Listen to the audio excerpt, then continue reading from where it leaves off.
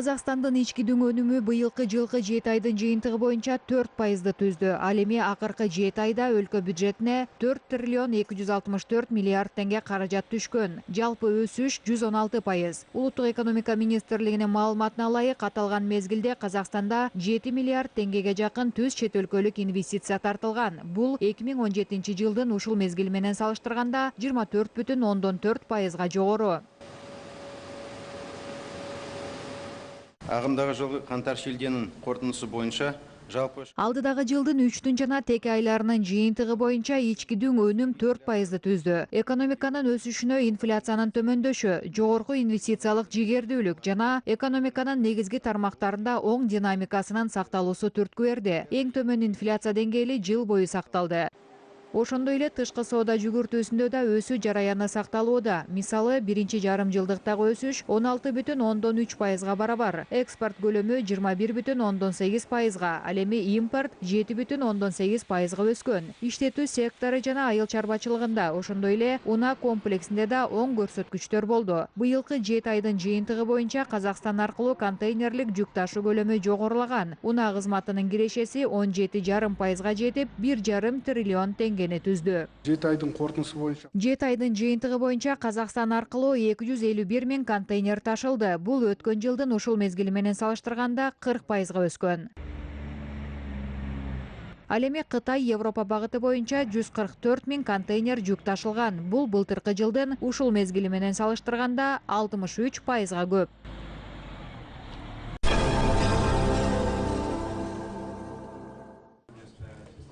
Казакстандык товар өндүрүүчүлөр АКШнын бирдиктүү соода преференцияларынын системасы боюнча Америка рыногуна чыгат. Бул Казакстандан экспорттоло турган товарлардын бир катарына бажылык салыктарынын төмөндөтүлгөн өлчөмдөрү колдонулат дегенди билдирет. АКШ соода өкүлчүлүгүнүн программасына катышуу мүмкүнчүлүктөрү менен жергиликтүү ишкерлерди борборго атайын келген америкалык делегациянын өкүлдөрү тааныштырды. Белгилеп кетүүчү жагдай, аталган программанын биринчи мезгилинде 25 мамлекет камтылган. Жеңилдетилген тутумга тиркелген өлкөлөр 3,5 миң товар түрүн АКШга сатууга мүмкүнчүлүк алат. Бүгүнкү күндө Казакстан негизинен металл жана эритмелерди экспорттоп жатат. Кийинки кезекте АКШ рыногуна айыл чарба жана эл пайдалана турган товарларды чыгарууга жол ачылууда. Львиную долю это был именно феррохром. Жеңилдетилген программанын алкагында феррохром, ферросилиций сыяктуу өндүрүштөр экспорттолот. Эми биз башка да товар түрлөрүн, айыл чарба өндүрүштөрүн ушул долбоордун алкагында жөнөтүүнү көздөп жатабыз. Зергер буюмдарды да жөнөтүүгө болот. Биздин казакстандык компаниялар үчүн бул жакшы мүмкүнчүлүк. Это очень заманчивое предложение.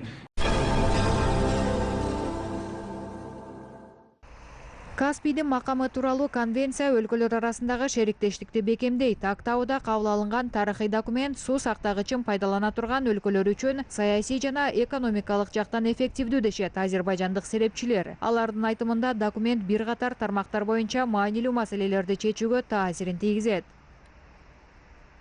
Это ситуация, когда дипломаты говорят win. Дипломаттардын тилинде бул келишим вин-вин деп аталат. Башкача айтканда, 5 тарап үчүн тең эффективдүү документ бекитилди. Бардык суроолорго жакын арада чечимдердин табылаарына ишенип турам. Алардын катарында суу астын бөлүү маселеси да бар. Ошондой эле энергетикалык долбоорлордо ишке ашуусу мүмкүн. Мунун бардыгы Казакстанда бекитилген документте толук камтылган. Это охватывает документ, который был принят в Казахстане.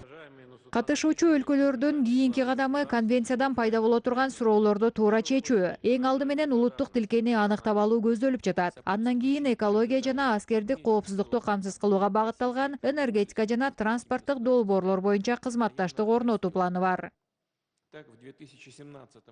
Подписанный документ создает возможности для углубления взаимоотношений между нашими странами.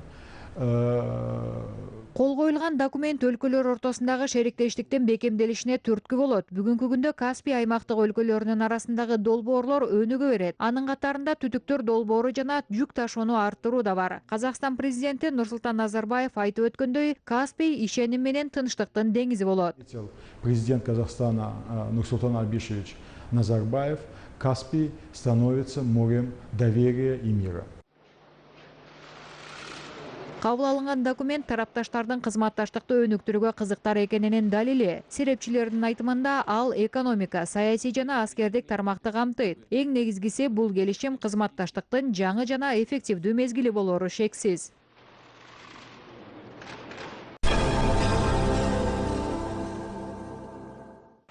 Индия Казакстан менен маалыматтык технологиялар тармагындагы өнөктөштүктү бекемдөөгө кызыктар. Астана Хаб эл аралык стартаптар технопаркынын ишке кошулуусу жаңы мүмкүнчүлүктөрдү ачат. Азыркы тапта Индияда IT тармагы жигердүү өнүгүүдө. Түштүк Азия мамлекети бул багыттагы инновациялар менен бөлүшүүгө даяр. Көз карандысыздыкка ээ болгондон бери өлкөлөр бардык багыттар боюнча мыкты байланышты орнотууга жетишкен. Казакстандагы Индия элчиси Прабхат Кумардын айтымында, эки өлкөнүн ортосундагы соода жүгүртүү жыл сайын өсүп келүүдө. Мамлекеттер инвестициялык байланышты да бекемдеп жатышат. Индиялык компаниялар Казакстандын энергетика, токуу жана фармацевтика тармагына да инвестиция багыттоодо.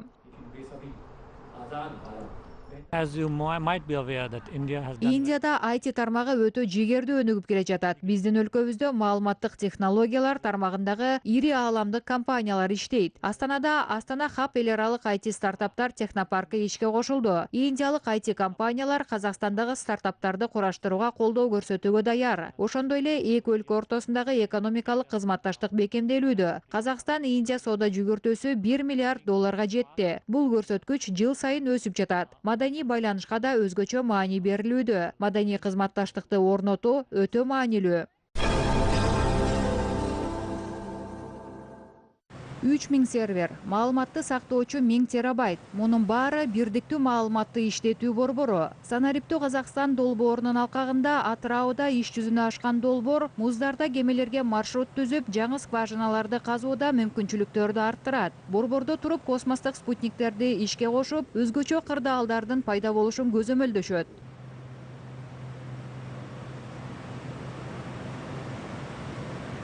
Орталықтың ең басты мақсаты Борбордун башкы максаты Атырау аймагындагы кен өндүрүүчү жана мунай иштетүүчү заводдордо боло турган өзгөчө кырдаалдар тууралуу маалымат чогултуу. Ал эми тиешелүү кызматтар апат болгон аймактар боюнча так маалыматтардан кабардар болушат. Эсептегич техника мүмкүнчүлүктөрү боюнча Атыраудук комплекс Казакстан эле эмес, Борбор Азия боюнча уникалдуу борбор катары саналат. Ошондуктан ал бардык тармактарда суроо талапка ээ. Бул жерде мунай же жалпы мунай, газ жайлары скважинасынын 3D моделин курууга болот. Борбордукта негизинен чет өлкөлөрдөн билим алып, тажрыйбасы мол казакстандык адистер иштешет. Наше оборудование позволяет собирать Биздин түзмөктөргө жүздөгөн серверден түшкөн маалыматтар иштетилип таркатылат. Түзмөккө аба ырайы, кемелердин кыймылы, мунай жараяндары жана атмосферадагы зыяндуу заттар боюнча маалыматтар чогултулат. Андан соң керектүү маалыматтар берилет. Ошондой эле кен аянттары менен мунай өндүрүүчү заводдорунда курчаган чөйрөгө тарай турган зыяндуу калдыктарды көзөмөлдөөгө арналган ондогон станциянын маалыматтары ушул жерде чогултулат. Экологдор кез келген маалыматты тез алууга мүмкүнчүлүк алды. Борбор кибер чабуулдардан ишенимдүү корголгон. Аны менен катар атайын жабдык узак мезгил автономдуу түрдө иштей алат. Эки генератордун кубаттуулугу толук бир районду электр кубаты менен камсыз кыла турган мүмкүнчүлүккө ээ.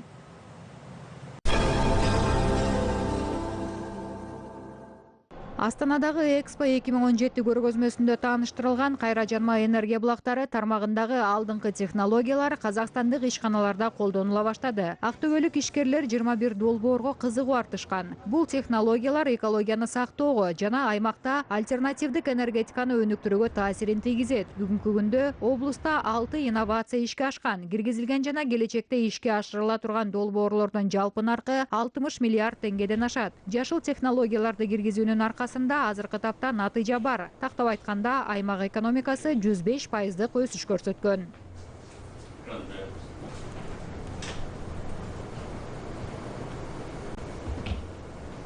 Здесь по направлениям и сельхоз, формирование АПК, да, можно сказать, и промышленность. Айыл чарба түзмөктөрү, өнөр жай ишканалары киргизүүдө. Алар экспода тааныштырылып, долбоорлорду өз ишканаларында пайдаланып, энергияны үнөмдөөгө аракет көрүп жатышат. Используют в своих предприятиях те проекты, которые были выставлены на экспо. Бүгүнкү күндө маркеттик чарбалар жашыл энергетиканын натыйжаларын көрүп жатышат. Мал чарбачылыгы менен алектенген бул чарбачылыкта акыркы үлгүдөгү күн орнотмолору менен шамал генераторлору пайдаланылат. Өндүрүлө турган энергия скважинадан суу чыгарууга, үйлөрдү жарык, жылуулук менен камсыз кылууга жеткиликтүү. Орнотмолор Германияда өндүрүлөт. Баасы 18 миллион тенге.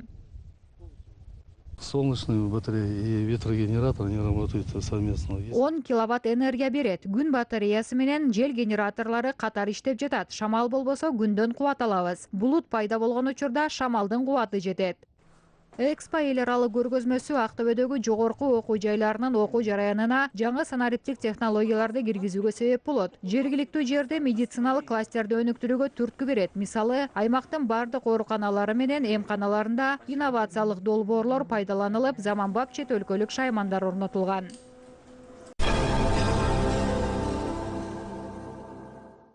Казакстандык бизнесмендер Тажикстанга 19 миллион долларлык өндүрүш жеткирет. Мындай келишимге дүйшөмбүдө өткөн соода-экономикалык миссиянын жыйынтыгында кол коюлган. CNews агенттигинин маалыматы боюнча, документке ылайык Казакстанда өндүрүлгөн жеңил автоунаалар менен эмерек өндүрүштөрүн жеткирүү каралган. Ошондой эле тараптар Тажикстанга ушул жылдын аягына чейин 6 тонна рельс жеткирүүгө келишишти.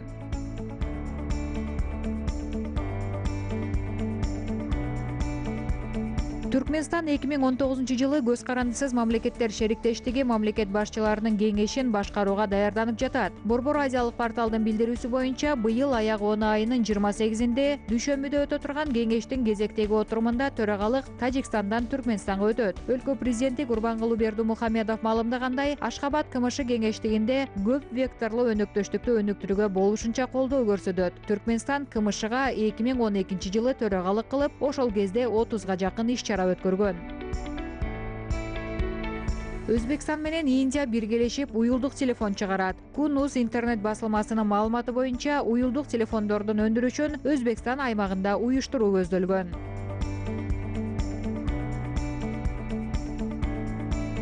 Айыл чарбачылыгында био козготуучу кошулмаларды пайдалануунун аркасында кыргызстандык дыйкандар эгин түшүмдүүлүгүн арттырууга бел байлашууда. Агро-KG порталынын маалыматы боюнча, республиканын Баткен облусунда биологиялык кошмолордун жардамы менен буудайдын өнүүсү 25%га өскөн. Маалыматка ылайык, экологиялык таза айыл чарба өнүмдөрүнүн өндүрүшүн жакшыртуу максатында былтыр күздө тажрыйба катары 2 эгин талаасына биологиялык козготуучу кошулган буудай себилген. Натыйжасында буудай 10 күн эрте чыгып, түшүмдүүлүк көрсөткүчү көрүнүктүү өскөн. Адистер био кошулмалар эгин сапатына да оң таасир бергенин айтып жатышат.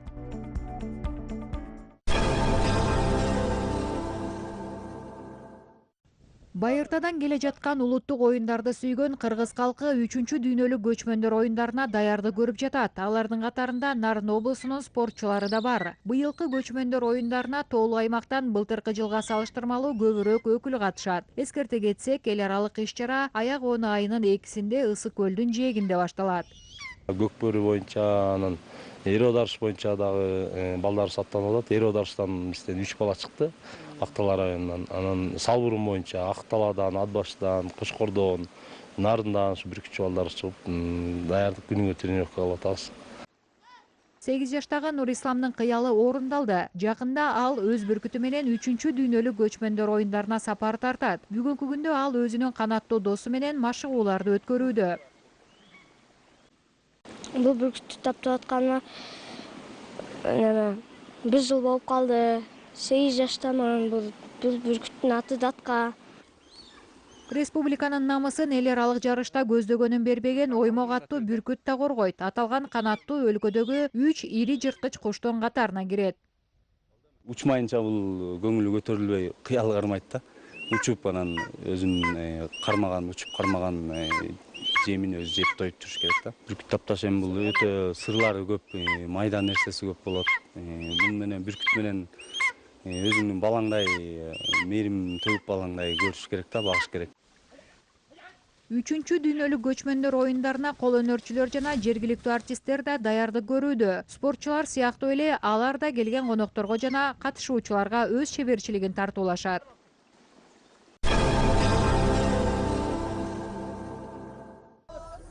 Мажарстандын Бугас шаарында түбү бир тамыры жалпы элдеринин кезектеги курултайы өттү. Ири жыйынга чогулган 30га жакын делегациянын катарында казакстандык топта болду. Бугастын Атила аянтында майрамдык парад уюштурулду. Ошондой эле иш-чара алкагында катышуучулар жаа атуу сыяктуу байыркы спорт түрлөрү боюнча жарышышты. Буга кошо илимий конференциялар, улуттук музыкалык концерттер, шаман ырларынын кечеси курултайдын маңыздуу өтүшүнө себеп болду. Казакстандан барган делегация өкүлдөрү Венгрия менен ортодогу тарыхый, маданий жана экономикалык байланыштарды жыл сайын бекемдеп келе жатканын белгилеп өтүштү. Мындан сырткары Казакстанда ачылган эзелки гундардын тарыхы менен маданиятын изилдей турган борбордун ишмердүүлүгү тууралуу айтып беришти.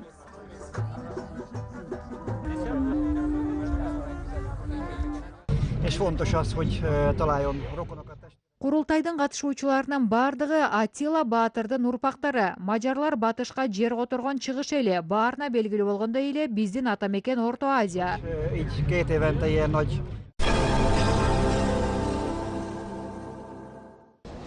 Дүйнөнүн 30 өлкөсүндө тартылган 50 сүрөт. Бул Украина борбору Киев шаарында ачылган снаружи деп аталган көргөзмөнүн экспонаттары. Жашоонун өзүнөн алынган сүрөттөрдү саякатчыларга арналган белгилүү телеберүүлөрдүн операторлору тарткан. Экспозицияда Казакстандын Алматы шаарынын бейнелери да орун алган.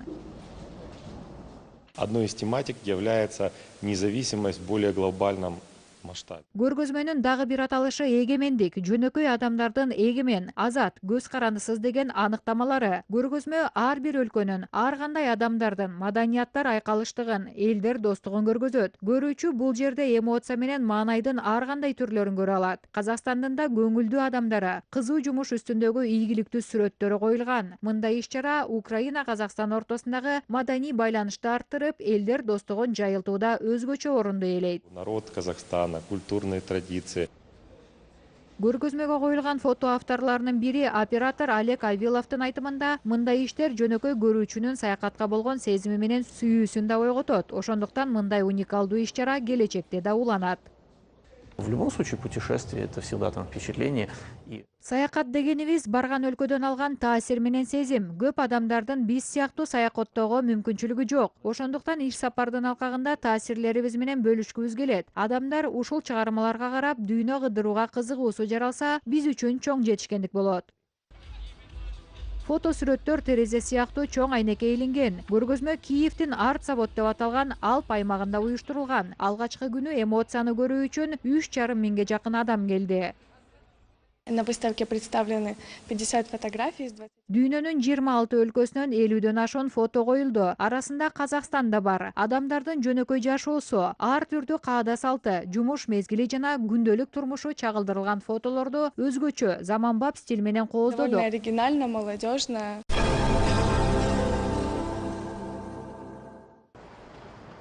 Италиядан Жапонияга чейин темир тулпар менен саякат. Саякатчы жана өнөр таануучу Розария Язетта Казакстанга жетти. Ал жалгыз өзү мотоцикл менен Кулжа айынын 27-синде сапарга чыккан. Саякатчы 7000 чакырымды артта калтырды. Розария темир тулпарын Джуно деп аталган. Ал Европа өлкөлөрүндө, Украина жана Орусияда болду. Эми Казакстан аркылуу Монголияга аттанат. Кийин Кытай менен Түштүк Кореяга барат. Мототур алкагында Розария ар кандай чыгармачылык тармактагы аялдар менен маек куруп аны жаздырууда. Ал назик жандардын өнөр тармагына кошуп жаткан олуттуу салымдары тууралуу даректүү тасма тартат. Бул тасманын казакстандык каарманы Айман Мусаходжаева болду.